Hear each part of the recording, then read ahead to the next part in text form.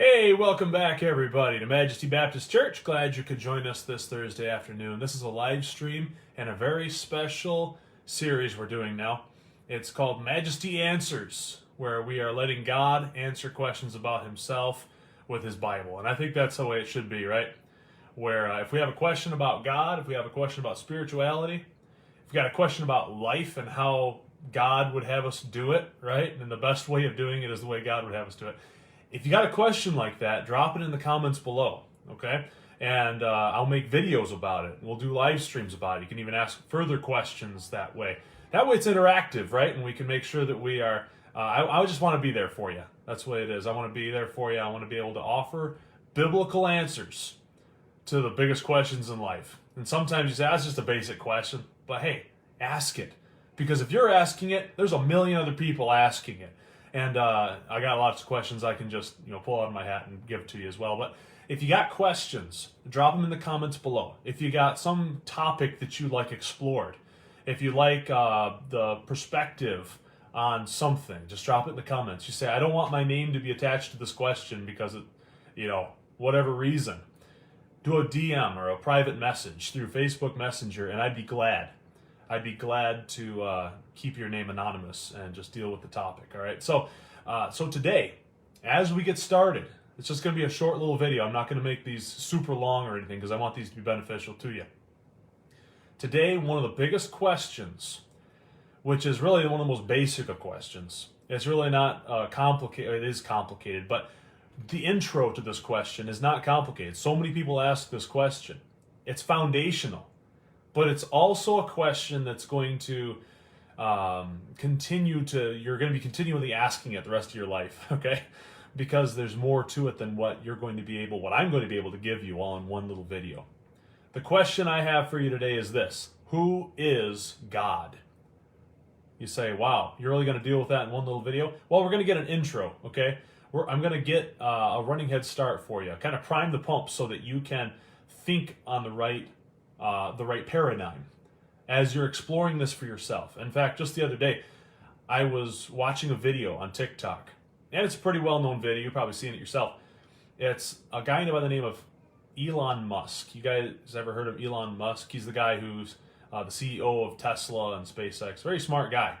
He's like a really smart guy. Okay, he's a genius. But anyway, he's an engineer. He's a physicist. He's a rocket scientist. He's self-taught in a lot of these things. I mean, he's just brilliant.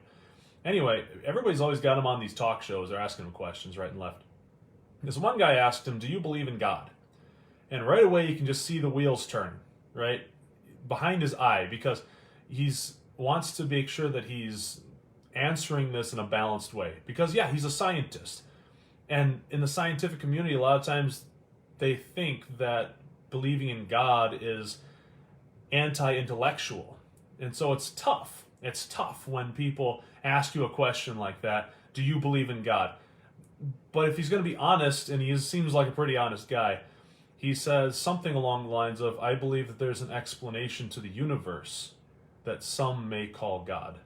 So I don't know. I don't think he's like a Christian or anything, but he's thinking scientifically. And it's important that we do as well, because the reality of God and the reality of science, those go hand in hand, okay? Because, and this is where the answer begins to this question. The Bible says that it's going to take the ages to come to know who he really is, okay? Because he is so much more than we even see him right now.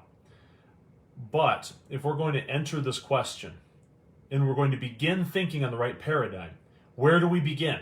How do we start answering the question, who is God?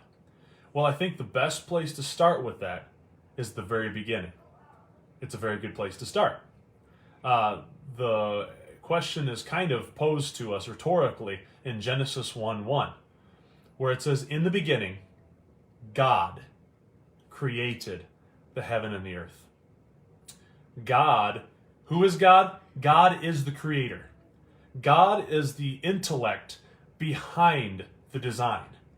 God is the one who has both the knowledge, the wisdom, and the power to bring into being everything that you see.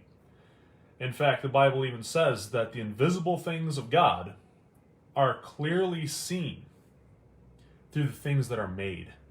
Let's look at Romans 1:20. It says, "For the invisible things of him from the creation of the world are clearly seen, being understood by the things that are made, even his eternal power and Godhead, so that they are without excuse." In essence, what the Bible's saying in Romans 1 is this.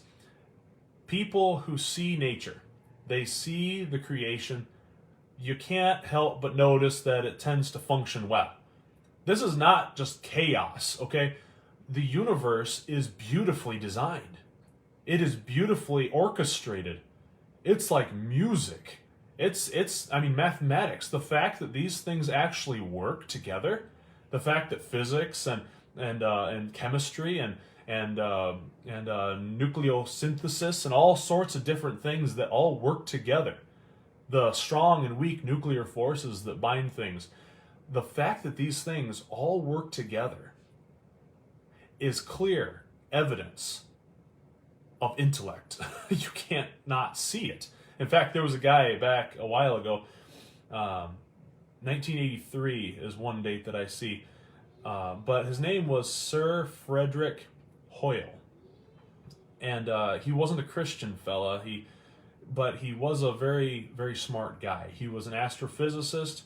He was involved in a lot of different studies. For instance, he studied how elements would be formed inside of stars. I don't know how he did that, but through mathematics and different things, he was very instrumental in the study of the carbon atom, which seems so basic to life and biology and everything else. But he did studies into how the carbon atom was made within stars. And through his studies, he came to a startling conclusion that this is just too complex to have just happened. It just couldn't have happened. And there's so many things that he was known for. I mean, he was a fellow of the Royal Society. He was knighted. He was a gold medal. He had a gold medal from the Royal Astronomical Society. He had a royal medal. He had all sorts of different scientific accolades. In fact, he was in the running for the Nobel Peace Prize in 1972. I think it is, 1983. Anyway, this guy was super smart, and he was credited for one time saying, "A common sense interpretation of the facts suggests that a super intellect has monkeyed with physics, as well as chemistry and biology, and there are no blind forces worth speaking of in nature." Now, this guy was not a Christian, okay? He was not a theist proper, okay? He was just a scientist fella who saw it, and he even said, this is scary for a scientist. He said it in a paragraph down. He said, "You incur the wrath of the scientific community if you're not contrary to what I'm saying." But he was saying that if I'm going to be honest, I'm looking at the numbers. He said, "I can't help but be honest with you that there is some super intellect that has monkeyed with the laws of nature."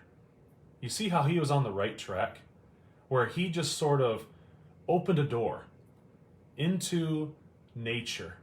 And when he saw nature, he caught just a glimpse of the hem of the garment of God. See, nature, the Bible says that the heavens declare the glory of God, and the firmament showeth his handiwork. And so if we're going to think about who is God, who is God? How do we define God? How do we know who he is? The best place to start is at the very beginning, and that is God is the creator. He made everything. All right? There's not multiple warring forces at work that are forging reality. No, it's all coherent and it's all working together like a well-woven fabric. All the different branches of science work together, and there's a reason for that, because there's one author. Reality has one author, and it's God. And that's just incredible. And if we're willing to be open to that concept, then we can take it a step further. We get to know who this person is. And I think that's a great place to start. So the question, who is God? Well, the first place to start would be, he's the creator. He is the creator. He's the one who created and upholds everything. And so from that basis, we can learn more if we're willing to. But if we're not willing to accept that, we're not going to accept anything else about him. And so I hope that that's helpful to you today. If you got any questions, hey, if you want follow-ups to this concept, because there's so much more about the person of who God is, that we can take steps further. Okay, the Bible talks about that. And so if you'd like more of these type of questions answered, then drop a question in the comments. Or you can private message me via Facebook Messenger or text message, whichever you like. I'd be glad to make videos answering certain questions. I understand this is so basic, but for a short video, we can enter into the throne room, right? We can start to see who he really is. I hope that's helpful to you. Hey, if you're wondering who this God is, he has a name that he prefers to be called by, okay? That name is Jesus Christ. That's the God of the Bible. And he always has been, he always will be, and he's open to you. He loves you, and he wants you to find him. So if you're interested in that, hey, follow this page, and we'll be talking more about him. God bless y'all, and have a wonderful Thursday evening.